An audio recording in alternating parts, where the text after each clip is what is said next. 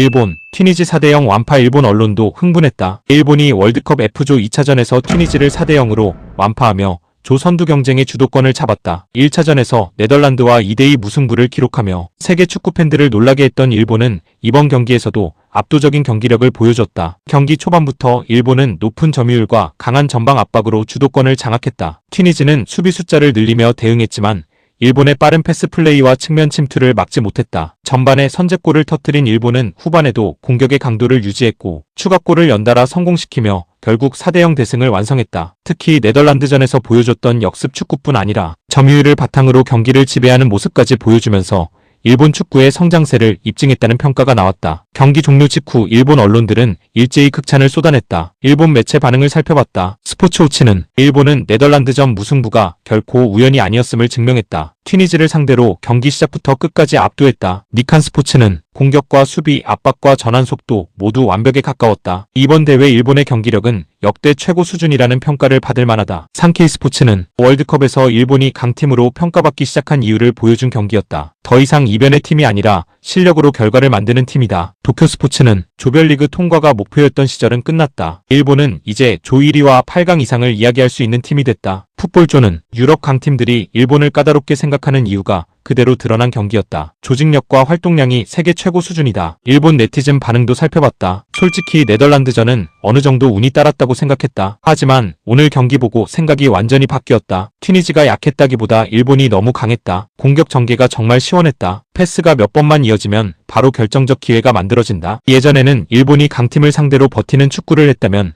지금은 직접 경기를 지배한다. 이 정도면 아시아 최강 논쟁에서도 자신 있게 이야기할 수 있다. 한국도 강하지만 최근 경기력만 놓고 보면 일본이 더 안정적이다. 유럽 팀들이 일본을 무시하지 못하는 이유를 알겠다. 예전 월드컵에서는 일본이 상대 눈치를 봤는데 지금은 상대가 일본을 분석하고 있다. 특히 많은 팬들은 10년 전 일본 대표팀과 비교하는 반응을 보였다. 2014년에는 기대만 크고 결과가 없었다. 2018년에는 벨기에전이 아쉬웠다. 2022년에는 독일과 스페인을 잡았지만 솔직히 경기 내용은 밀렸다. 그런데 이번 대표팀은 결과와 내용이 동시에 나온다. 역대 일본 대표팀 중 가장 강해 보인다. 선수 개개인의 이름값도 좋지만 조직력이 정말 무섭다. 누가 빠져도 경기력이 크게 흔들리지 않는다. 미토마와 엔도의 공백에 대한 이야기도 많았다. 미토마가 없는데도 이 정도면 정말 대단하다. 엔도가 돌아오면 더 강해질 수 있다. 부상자가 있어도 팀이 유지되는 것이 강팀이다. 과거 일본이었다면 핵심 선수 한 명 빠지면 무너졌을 것이다. 지금은 선수층이 완전히 달라졌다. 일부 팬들은 한국과 일본을 비교하기도 했다. 한국은 손흥민, 이강인 같은 슈퍼스타가 강점이다. 일본은 시스템 자체가 강점이다. 한국은 개인 능력이 무섭고 일본은 조직력이 무섭다. 아시아 축구가 발전한 이유가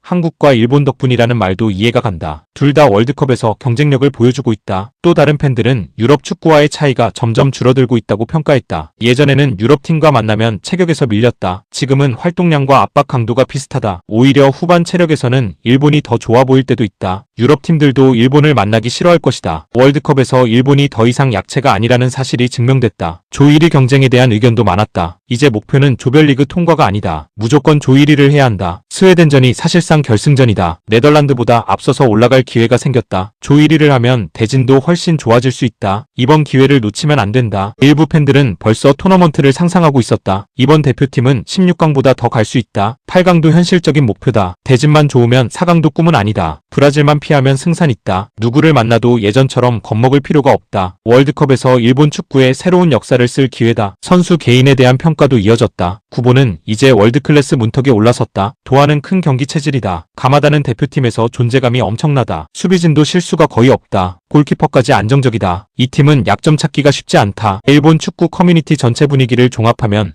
단순한 승리 이상의 의미를 부여하는 모습이다. 네덜란드전 무승부가 우연이 아니었고 튀니지전 4대0 완승으로 그것을 증명했다는 평가가 지배적이다. 일본 언론은 역대 최고 수준의 대표팀이라고 평가하고 있으며 팬들은 조 1위를 넘어 8강 이상도 충분히 가능하다는 기대감을 드러내고 있다. 현재 일본 축구는 자신감으로 가득 차 있으며 스웨덴전 결과에 따라 그 기대감은 더욱 커질 전망이다. 일본의 막강한 화력에 많은 아시아 축구 팬들이 놀라움을 감추지 못하고 있다. 또한 아시아 최강팀은 일본이라는 반응도 자연스럽게 나오고 있는 상황이다.